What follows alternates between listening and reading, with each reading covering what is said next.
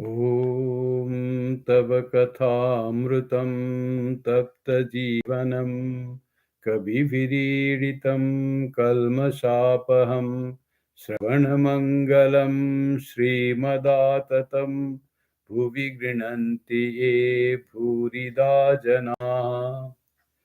The nectar of thy words revives the scorched spirit of human beings. They purify the sinner and are the life of the holy. To hear them itself is auspicious and peace generating. They are the real givers who spread thy name far and wide. Oh, welcome to the Friday scripture class.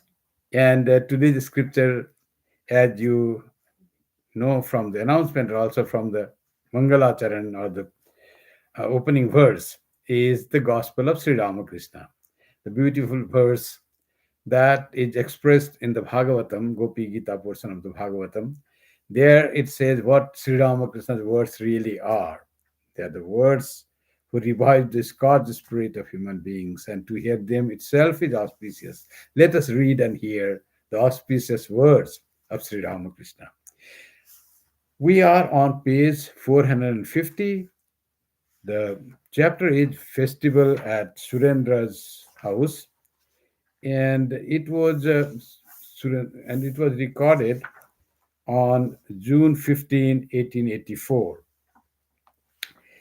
Uh, the paragraph just after the half of the page that we begin today. In previous class, we heard and read that how beautiful songs of devotion were there sung, depicting the love of gopis for Sri Krishna. And all were so enthralled. Sri Ramakrishna was in Samadhi many times. And there was an atmosphere of intense devotion, intense love for God created by those songs that the singer was singing. And Sri Ramakrishna was totally absorbed in that. Today, we go further from that, and let us continue here. The program was over, singing was over. Now the time was for serving meals.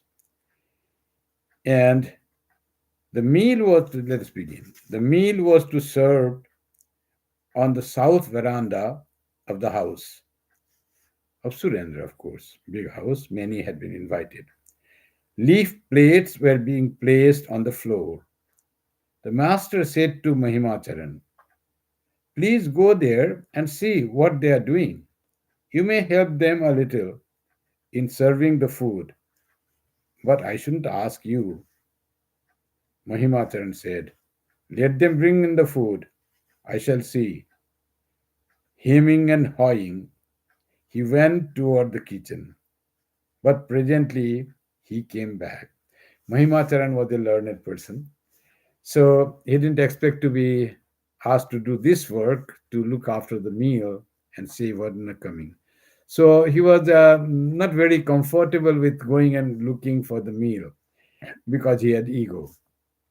But still, as Sri Ramakrishna had said, and Sri Ramakrishna naturally says, "I should not have said, I should not tell you, but it is late, food should come." Already plates had been arranged, and plates were all leaf plates. There were two kinds of leaf plates generally were used during the celebration in Bengal that time. One is banana leaf plate, as it is done in South India also. Another kind of leaf plate was the sal leaf. Sal leaves are smaller leaves. They are stitched together with a stick of bamboo, and on that is served the food. And banana leaves are one leaf. From one leaf, there can be three or four plates or more plates, depending on the size of the leaf. So it is not mentioned which leaf it was, but generally, if banana leaf are not available, then the sal leaves are there. Leaves made from the plates made from sal leaves, and they were sprayed. They were put on the floor, and on that, people will sit on the mat on the floor and they will eat. So hemming and hemming and hawing, he went toward the kitchen, but presently he came back. The word is very interesting, not often used. Hesitatingly and undecisively he went. He was not very happy to look after the kitchen and to save the people because it was not his house. But still, that Sri Ramakrishna asked him to go. He nevertheless went, but hemming and hawing. That with not very easily and quickly, but he went undecisively and hesitatingly. He went, but he came back that they are bringing food. Brought the good news to Sri Ramakrishna. It was already getting late. Sri Ramakrishna was worried. From here, he had to go to Dakshineshwar. It was already night. Sri Ramakrishna and the devotees enjoyed the meal greatly. Afterwards, he rested a while. About 2 o'clock in the afternoon. Oh, it was daytime. Sorry, it was for the lunch, not for the dinner. After about 2 o'clock in the afternoon, Pratap Chandra Majumdar of the Brahmo Samaj arrived. He was a co-worker of Keshav Chandra Sen and had been to Europe and America in connection with the Brahmo missionary work. He greeted Sri Ramakrishna, and the master too bowed before him with his usual modesty. They were soon engaged in conversation. This is the same Pratap Chandra Majumdar who met Swami Vivekananda and also spoke at the Parliament of Religions in 1893, 9 years after this, more than 9 years after this meeting. And seeing Swami Vivekananda's popularity and success, he was a little jealous and started opposing Swami Vivekananda, whom he saw as Swami Vivekananda when he was youthful 9 years ago. And he admired him. He admired Sri Ramakrishna. He was come to meet Sri Ramakrishna because Sri Ramakrishna was admired by Keshav Chandra Sen. He was like a friend of Keshav Chandra Sen, you can say very close friend, who worked together and get great admiration for Keshav Sen he had. Now Pratap is talking about with Sri Ramakrishna. Pratap, I have been to Darjeeling recently for a change of air. Darjeeling is a hill station in West Bengal where people often go when they fall sick just to recuperate. Nivedita went there when she was very sick and she couldn't survive. Swami Vivekananda also went there when he was sick in India and came back to Kolkata. And many people used to go to these cooler places because Calcutta becomes very hot in summertime. Darjeeling is hill station; it is quite cool. So people used to go there. They used to have some house also. Rich people used to own house in Darjeeling. So they used to go to the hills of Darjeeling. So he also went for the change of air mist to have a rest. Uh, Master, but your health hasn't much improved. What are you suffering from? So he must be sick, Pratap Majumdar. And Sri Ramakrishna could see that he was still not very healthy. Pratap, the same illness that Keshav died of. Now, why of what illness Keshav died of is not known, but it is said that he had liver problem, and some say he had tuberculosis also. But what Pratap had, he didn't say, and what Keshav had, that also not clearly mentioned anywhere. Some guess it was a mild form of TB, and some say it was a liver problem. So he might have little liver problem or Pratap Majumdar. Because if it was TB, it would have been, TB was very fatal that time. Having TB and getting surviving was very difficult because no antibiotic was discovered in 1884. So, so it was definitely not TB in Pratap, though he said the same disease out of which case of died. He must be apprehensive of that, but it must be something else. They began to talk about Keshav. Pratap said, even in boyhood, he showed non attachment to worldly things, seldom making merry with other boys. He was a student in the Hindu college. At that time, he became friendly with Satyendra and through him made the acquaintance of his father, Devendranath Tagore. Keshav cultivated bhakti and at the same time practiced meditation. At times, he would be so much overcome with divine love that he would become unconscious. The main purpose of his life was to introduce religion among householders. How you see, K. Pratap was very brilliant, erudite, and very nice person who could summarize the life of Keshav so beautifully and his admiration in a few words. In just one paragraph, a few sentences, he could see this greatness of Keshav from his early boyhood. That he was a different kind of person. He was full of bhakti and he could meditate very well from early boyhood. He didn't in merry making. He didn't pass his days, but he was very devoted to God, and somehow he came in acquaintance with our Devendranath Tagore, who was the leader of Adi Brahmo Samaj and was pulled by Devendranath Tagore um, uh, into the love for Brahmo Samaj and joined the Brahmo Samaj, Keshav Sen. And but he was basically a great devotee of God, which Sri Ramakrishna had already seen. Sri Ramakrishna admired. Keshav Sen wrote about Sri Ramakrishna because Sri Ramakrishna loved Keshav Sen. Keshav Sen had a deep respect and reverence for Sri Ramakrishna. That's why, and this Pratap Chandra Majumdar had also, he also admired very much. He was very Keshav Sen. By that connection with Sri Ramakrishna happened. This our Pratap Chandra Majumdar also wrote an article on Sri Ramakrishna praising him in India. When he went back to US and had this problem with glory of, I couldn't stand the glory and success and the fame of Swami Vivekananda, then he started writing against Swami Vivekananda and also against Sri Ramakrishna. So that was so contradictory. He wrote, it was all Swami Vivekananda analyzed that. He said it was all because of the thing called jealousy. Otherwise, why would he behave that way? He should have been very happy that a boy from Bengal has come who was his disciple of Sri Ramakrishna, whom he had admired so much, whom Keshav Sen admired so much, was a mm, genuine lover of God. If not, if you can't know other thing about Sri Ramakrishna, that much he knows. Yet he criticized, Narendranath criticized Sri Ramakrishna in America, all due to jealousy. So that jealousy can turn you from 180 degrees. That is the power of jealousy, hatred, all these very powerful negative emotions.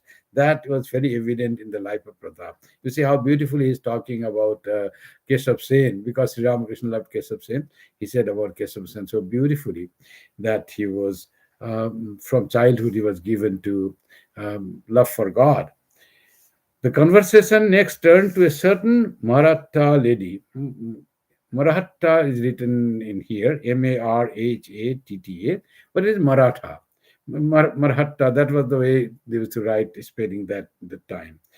So, what is that lady? Pratap. Some women of our country have been to England. This Marhatta lady, who is very scholarly, also visited England. Later, she embraced Christianity. Have you heard her name, sir? So, this lady was very scholarly actually. She studied in Calcutta, and Calcutta University recognized her scholarship because she wrote some things in Sanskrit also, composed in Sanskrit, and she was given the title Pandita. Her name was Pandita Ramabai. And really, she went to England to study medicine, but somehow she got into Christian missionary and converted to Christianity.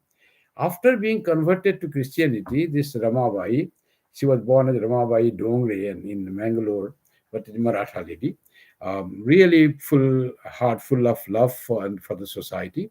She didn't complete, I think, medicine there, but became Christian and then came back to India and established a center called Mukti Dham in near Pune. And for where what she did, she looked after the education of Marathi women, destitute women, and also supported widows. So very social worker, social reformer, but converted to Christianity. But wonderful heart and very scholarly. Both heart and brain were very well developed in Pandita Ramabai. But she converted to Christianity naturally. Pratap Chandra Majumdar didn't like that, and also Sri Ramakrishna, what he says, let us say about that. Master, have you heard of her? When he asked, Pratapchandra asked, Master says, Sri Ramakrishna says, no. But from what you say, it seems to me that she has a desire for name and fame. That kind of egotism is not good. The feeling, I am the doer, is the outcome of ignorance. But the feeling that God does everything is due to knowledge. God alone is the doer. All others are mere instrument in his hands. So often we like to do things of service for the people, and but behind that is our egotism, that we want to do something, my name will be there, more than the work, more than the object, that to serve the poor people. It is always associated, mostly it is associated with I will be doing that. If you think deeply and remove I, would you like the work to progress in the same way? No, you have to be involved. I have to be there. That's why it is all about egotism. Though it looks like service, it looks like doing good to others, all very good. But behind is egotism. That's why, and the feeling of doership is there. And whatever has the feeling of doership and done with egotism, ignorance of devotion to God is there, not there. So that becomes little difficult and doesn't give you desired thing of mukti. But she gave the ashram, Mukti Ashram or Mukti Dham. She gave the name for her center in near Pune. And that center's name now is Pandita Ramabai Mukti Ashram, after the name. But lady was good. But Sri Ramakrishna rightly says, desire to do something out of ego. Another is desire to have love for God, and God ordains you to work something for his sake, and you do work for his sake, and all glory is set for God, not for you. So that is what Sri Ramakrishna quietly said. God alone is the doer, all others are mere instrument in his hands. To know this thing, we need to be devotee of God. God alone is the doer. We're all instrument. So Sri Ramakrishna beautifully said about why she converted to Christianity. If she really wanted to, and she came to US, collected money in the name of that. When she's Christian and the Christian world you want to connect, and recently done, she gets money also. She got money. She utilized that for the service of the people. But that is one way of service. Give up your own religion, but without changing religion, still she could do in India itself. It might be a little more difficult, but she could do remaining there. When you convert to different religion, what, especially when you convert to Christianity, what is, how the change, the difficulty is not only that you take adopt to different religion, that's fine, you in the love of Christ or in the love of anything, you do that.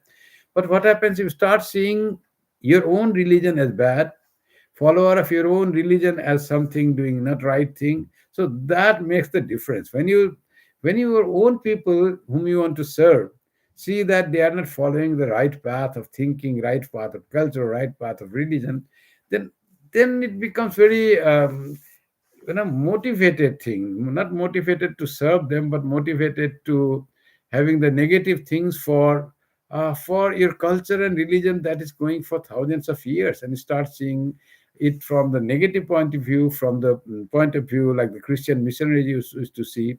Exactly that happens. And she collectively, she did something good, no doubt, but I don't know about how she tried to convert also. That might be, that has to be there, that conversion has to be there, otherwise people they won't donate. The money coming is for many reasons. One is service for the person whom you want to serve. That is one part of the donation that people will give here. Another part of donation is whether, particularly the Christians, another part is whether you promote Christianity. She herself converted to Christianity. She became immediately very dear to those Orthodox Christians. And then she would spread the message of Christianity among the destitutes. So that becomes very, very, you can say, lucrative, very important for them, very attractive for them. And she could collect the money and do something good, no doubt, good something for the society. Doing good by wanting something is one way. Doing good by wanting nothing is another way. You don't change anything, any religion, any culture, any way of their life, and you respect them, and yet you do good to them. So that is the real doing of good to real service. Shiva Jnane Jiva Seva happens there. You don't want to change them, their religion, their way of life, and yet you promote that. So for that, this Ramabai, though so brilliant, but somehow by God's will, she became Christian. She collected money. She did something good in the society near Pune. Kodgaon is the name of the place where she had made. Her center still exists. Now, masters, this explanation was so good about doing good to others, whether you are doing with your own ego or by for your love of God. So these two things. Sri Ramakrishna continues. The misfortune that befalls a man on account of his egotism can be realized if you only think of a condition of the calf. The calf says, Hamma, Hamma, that is I, and just look at its misfortune. At times it is yoked to the plow and made to work in the field from sun up to sundown, rain or shine. Again, it may be slaughtered by the butcher. In that case, the flesh is eaten and the skin tanned into hide. From the hide, shoes are made. People put on these shoes and walk on the rough ground. Still, that is not enough. That is not the end of the misfortunes.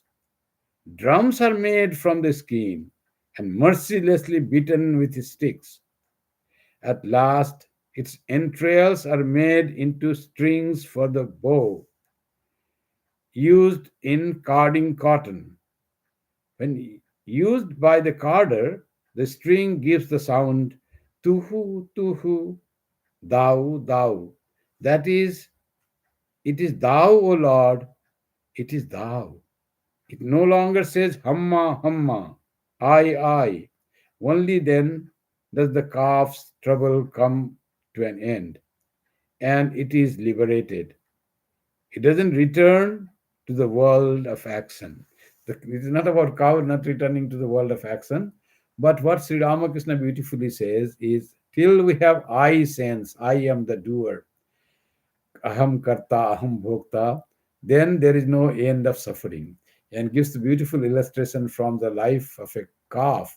The calf is to say hamma, hamma. That's how the calves cry. They make the sound to attract their mother or the food or their pain, whatever is there. And hamma is I. Aham, aham, like that. Hamma, hamma. And by that saying, because they utter the I is always there, there's no end to their suffering while they are living. So they are living, they are yoked, and then maybe they are slaughtered. And after being killed, also there is no end to the suffering of their body. So their body from their hide is made shoes, and shoes are worn by the people, and they are walked on the rough surface, heat and cold. And after death, everything is gone. This is all because of saying Hamma, Hamma. Beautiful story and analogy. And from and also maybe drum made from that, and drum are beaten mercilessly, and the hide are all being they're giving trouble. Dead body is still person, the calf is dead, but the dead body is being troubled. Finally, from its entrails strings are made, and from streams carder, carding, this carding of wool or carding of cotton used to be common there with hand. And while carding, the sound comes from that string. It's called spine sound, tuhu, tuhu, tuhu, like that. So Sri Ramakrishna compares that sound with tuhu, tuhu, thou, thou, not I, O Lord, thou. So when you are saying I, trouble started.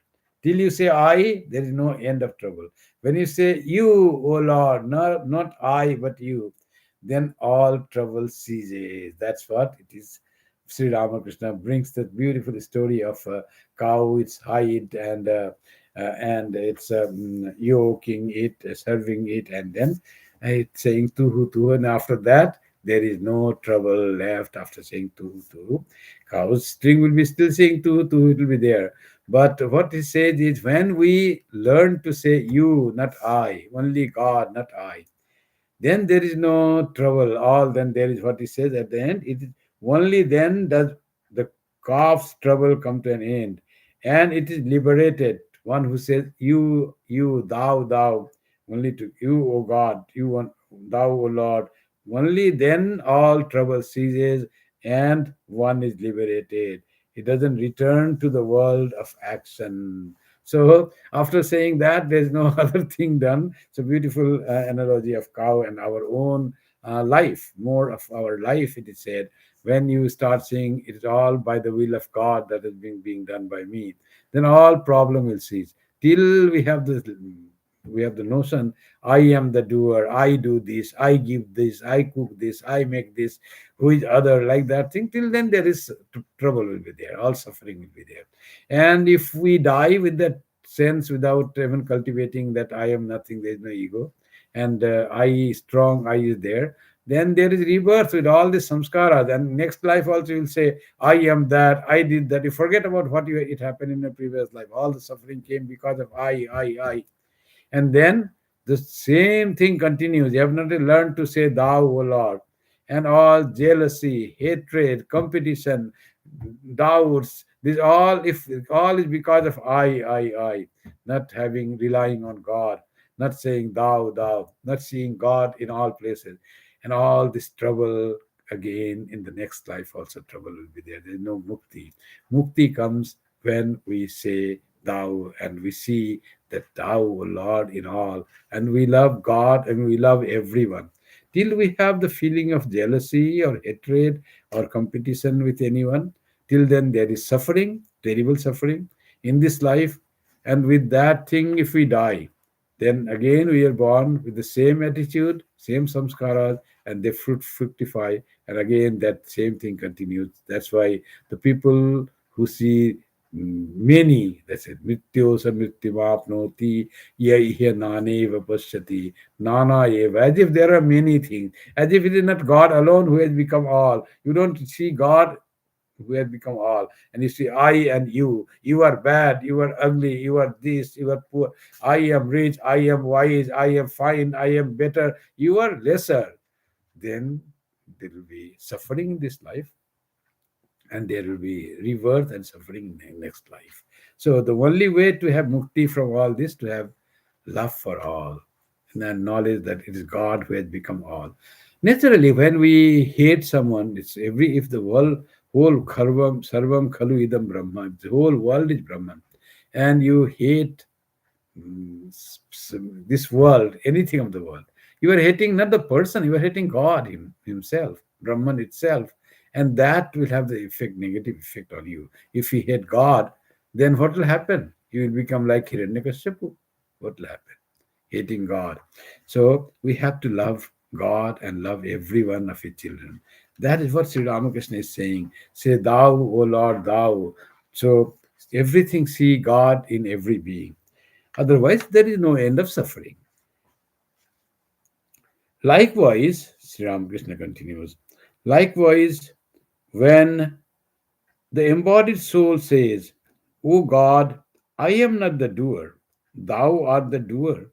I am the machine and thou art its operator. Only then does its suffering of worldly life come to an end. Only then does it obtain liberation. It no longer has to be reborn in this world of action. So you see again, total self surrender to God. Only then there is mukti, otherwise, there is no way of doing that. Ami jantra tumi jantri. You are the operator, I am the machine. You are the doer, I am just an instrument. So, if unless we have that feeling and our ego is still strong, I am the doer, then there is no mukti, and there is continuous this life after life, there is suffering.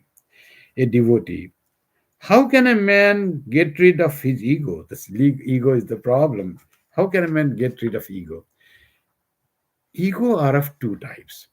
One is just I sense that I exist, and that is called egoity, egoity sometimes it's called. That sense that I exist, and this existence, different from others, individual existence. But that is pure ego, that I exist. And that ego, when it is, that depends on our buddhi. It's called that ego, our atma, behave that way, our self behave that way, and that is called vijnanamaya atma. That ego is called vijnanamaya atma. The intellect identified ego identified with the intellect, and that is called the pure ego, strong ego. And that ego doesn't harm so much. You have not attained the knowledge that it is God that has become everything. You have your existence, nothing else. But that ego turns into the thing called egoism or egotism. And that is called manomaya atma. And that egoism is, then you start thinking, I am the body, I am the doer, I am this, I am that. All these ideas, or I am poor, I am fool. There's also same ego. Positive, negative, same egotism or egoism. It is not the pure ego. It is impure ego. It's weak ego. It is manomaya atma. This manomaya atma is the source of all trouble and bondage in our life. Suffering, it comes from manomaya atma. That's what the person says. How can a man get rid of his ego? So let us see what Sri Ramakrishna describes about the ego. Master, you cannot get rid of it until you have realized God. If you find a person free from ego, then know for certain that he has seen God. So, person who has no ego, see a person. So, those who have no, that manomaya atma, impure ego is not there. So, when the impure ego is gone, when person comes, and ego totally goes away when you are in nirvikalpa samadhi. Other than that, when you are living, even if you are Jivan Mukta, there is a trace of ego is there. And that is what Vijnanamaya Atma. That is what is a pure ego.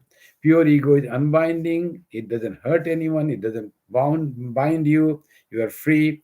But you feel you have separate existence from the rest. So that is there.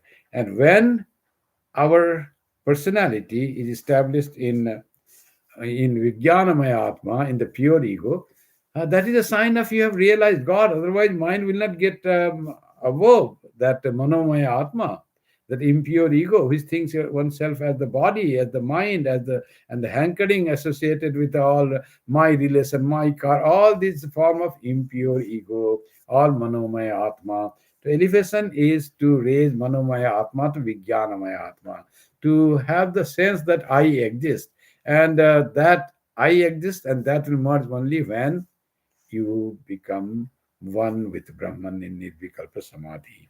So, if one reaches the Nirvikalpa Samadhi state or realizes God in the other way also, then this Manomaya Atma transforms into Vijnanamaya Atma.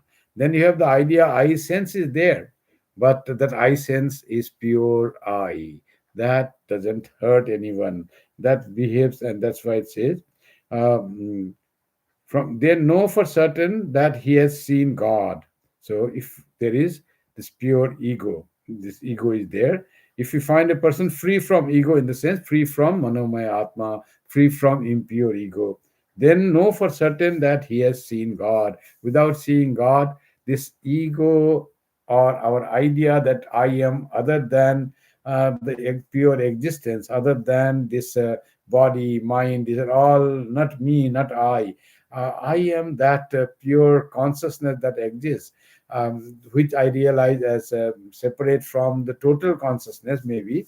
But I am just pure consciousness, nothing other than that. That is the ego that is saying, and that happens only after realizing God.